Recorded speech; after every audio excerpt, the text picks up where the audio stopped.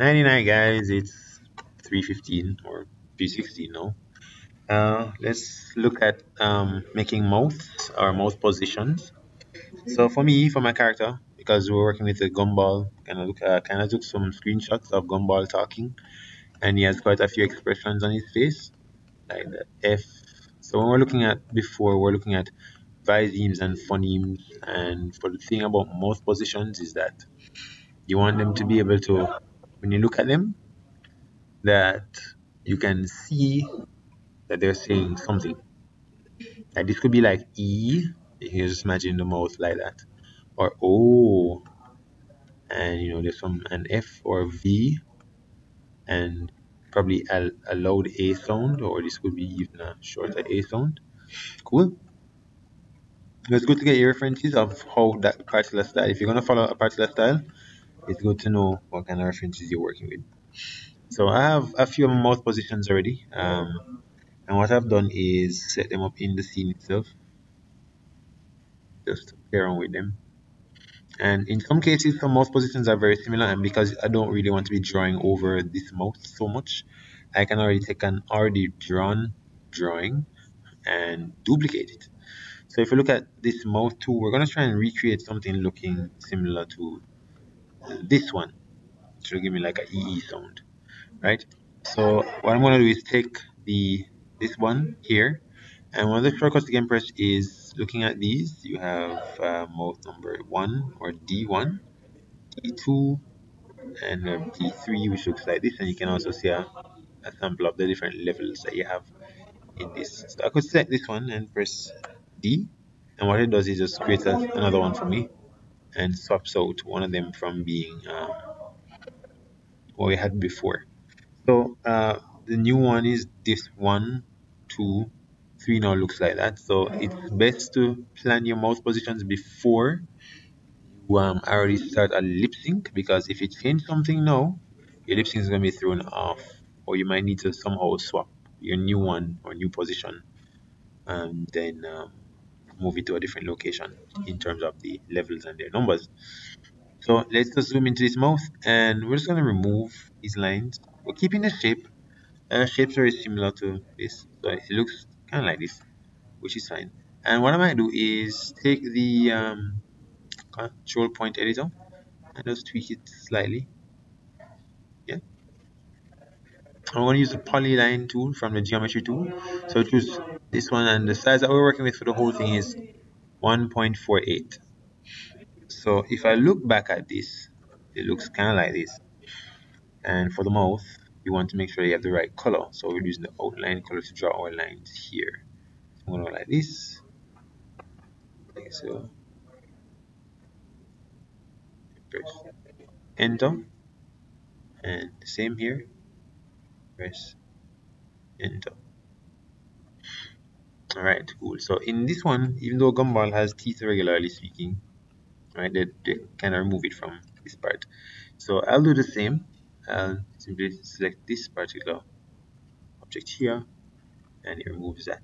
And I just make sure everything looks relatively okie dokie. Right, so this mouth I might just tweak a little bit, so it just tapers into this part here. So I'll just take this and nothing like that. I have to make sure that the colors work. In case it don't, I have to tweak a few things. That's there. I'm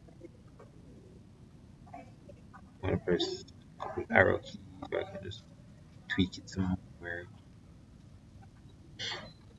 And I'm recording. That's okay. It's one of them casual ones. Alright. That moves it over here. And shift the guy over. Okay, that's fine. And we just need to fill in the teeth now with some white using the paint bucket tool. Oops. Fill in this, and this. So it's something looking kind of like that. Right, so it's just a matter of tweaking um, this thing and just tapering it into that mouth there. So we get some nice. If this is too much, you can always pull this up. Here is a wolf after all. You can make him have a slightly sly smile. And if you want to cut off that edge, you can either tweak it with the same control point tool and move it up, or you can use the one here. You just cut off the excess that you don't want.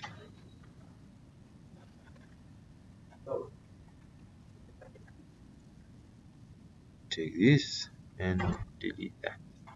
So either one is fine. And now we have a couple of mouse positions. We'll do a few more, but I think you can handle the rest. You just need to look at the mouse positions you want to work with. So for example, me, it looks like this. You have some squash and stretch going on in the mouth. So here for me, it's gonna change slightly. So I might take another one, or I might take this first one here, and I might duplicate it because it has the base, or I could just take the same here, right? And I could duplicate this by pressing D, maintaining as much as I can with it. And this one is number, if you call it D5. So I can always bring up a D5 by double clicking here and pressing just 5 because it's there. And you just switch to this, which looks exactly like D4. Now we want to tweak it so it looks kind of more like that. So I'm going to work with the nose shape, and I'll just pull this up and also pull this right in somewhere. Now if you look at it, it actually just goes around that nose section there. So I could actually just take the whole of this nose thing out if I want to, but I don't want to lose the nose. So I will just tweak this, or I might start cutting it up a bit. I want to keep the nose closed, but let's get rid of the excess that we don't need, which is this stuff here. Right? Just kind of have to know what you're doing and just tweak them accordingly. So it can take some time if you want to get it to be done, but remember, once you've already done your rigging, generally speaking, if you've done the rigging already, that's it. You don't need to rig it again. You don't need to worry about it so much again. Just have it there forever and ever. Amen. All right, so let's. Sorry about that.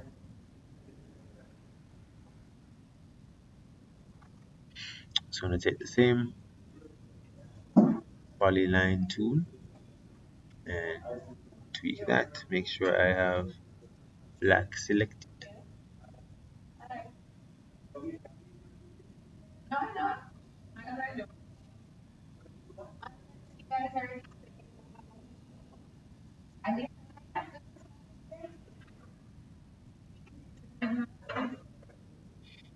Live in the animation lab.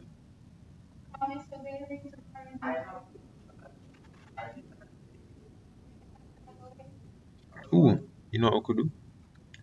Let's use this, and instead of polyline, we use ellipse and create ourselves an ellipse like so, and use it as a basis to just carry around our mouth position here, around like so, and tweak it a smidge like so. And then, nighty night, Dominic.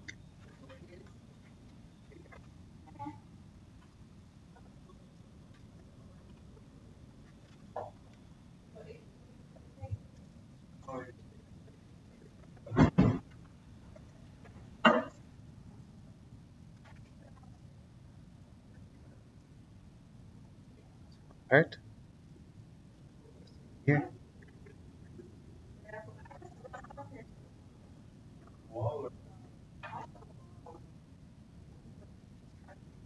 Ta-da!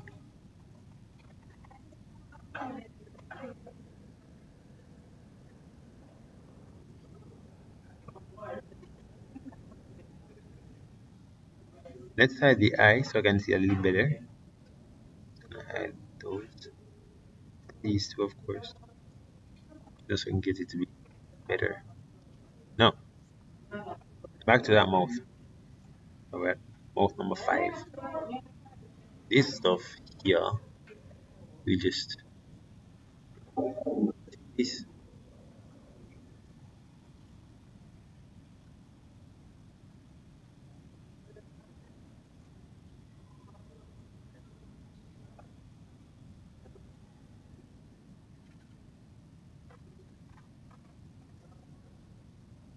Then we get something kind of like this.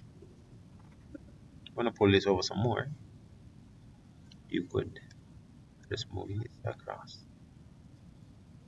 and tweaking it using the same control point editor tool, like so.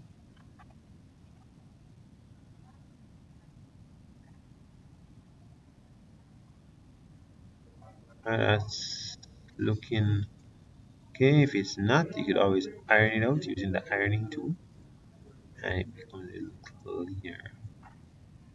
So that looks okay for me. Um, so let's just paint it back the colors they were. So the nose, this color here, and if it's not closed properly, something is not gonna fill up. So this might need to come up some more. So I'll clear those. Right, so that. See if it fills in. I think it fills in. Right, so something kind of fills in, which is the mouth, right? And the other part here, which is about the face, and the last part here, which is not filling in, is the nose, and that could be caused by something here. Alright, so let's check that out again.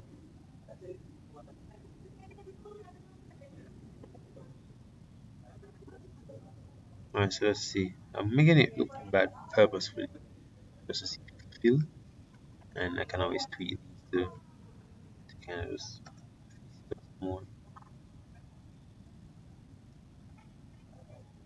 Alright, so there we go. Let's fix that. More nose sort of flat, just more like this.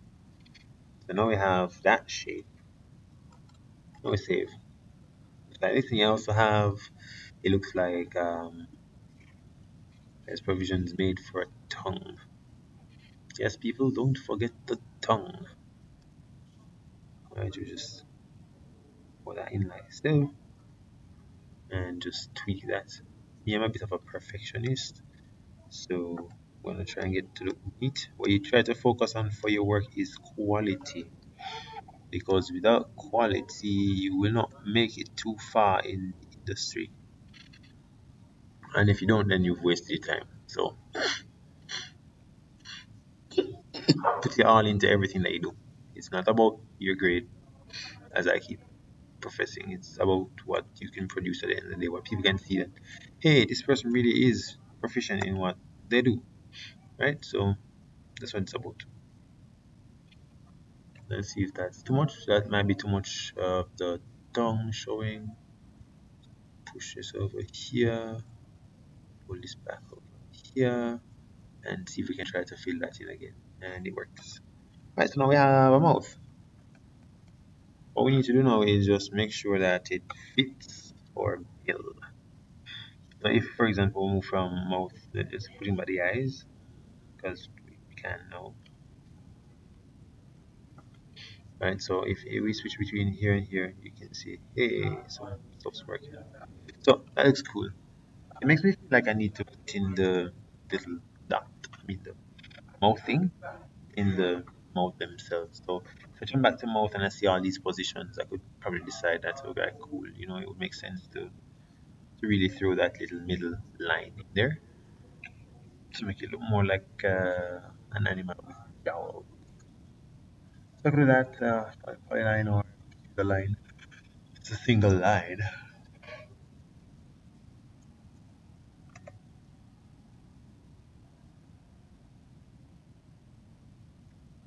Alright, so that's one more nose.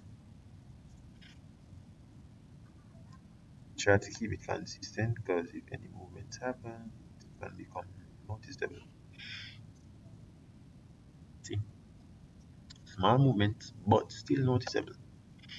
If you're looking, you'll see.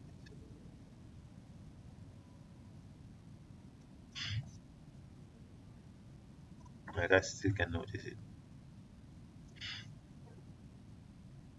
Right. Negligible, noticeable, negligible. Right, it's not as noticeable.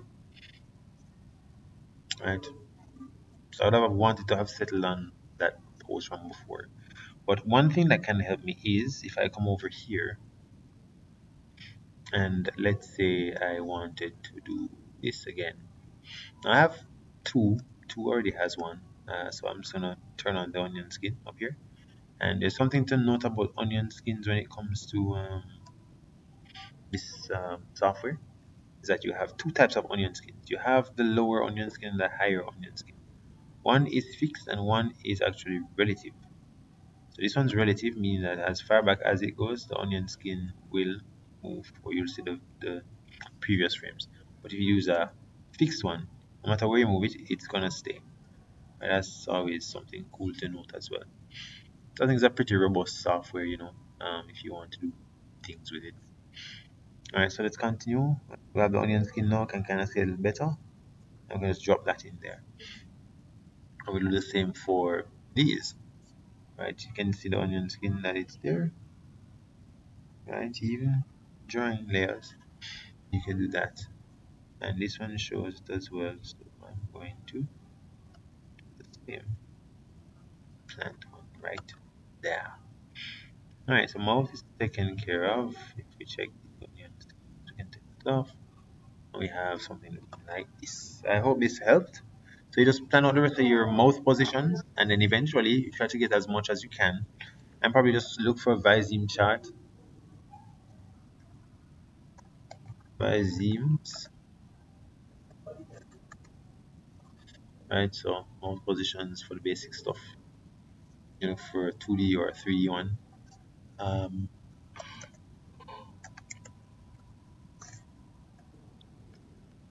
so visemes and phonemes, mouth chart, you can look for it. Alright, so kind of want to have the basic ones.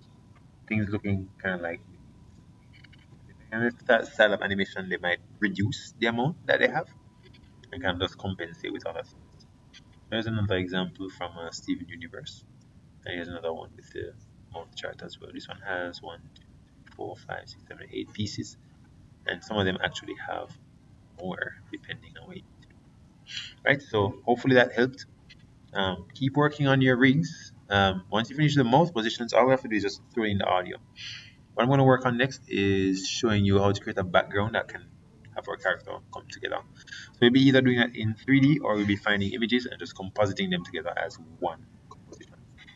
So have a good night and wake up well. God bless and good night.